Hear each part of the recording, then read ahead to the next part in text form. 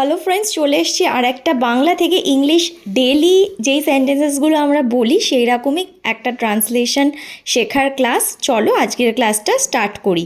চাটা আরেকটু কড়া হতো। The T could had been a little strong.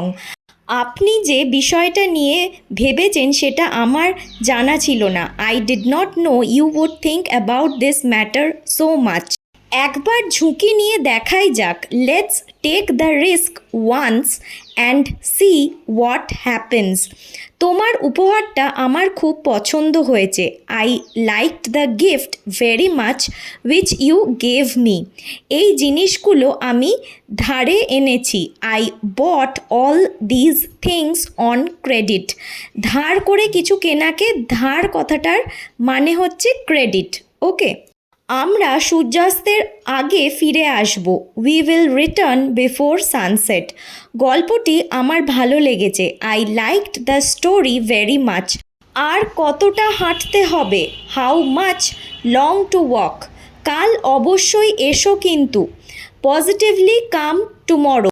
অবশ্যই কথাটার ইংলিশ ট্রান্সলেশন হচ্ছে পজিটিভলি, এইটা কিন্তু মনে রেখো। আজকের ট্রান্সলেশনের ক্লাসটা এখানেই শেষ করলাম। ক্লাসটা ভালো লেগে থাকলে অবশ্যই একটা লাইক করো, বন্ধুদের সাথে শেয়ার করো আর চ্যানেলটা সাবস্ক্রাইব করো।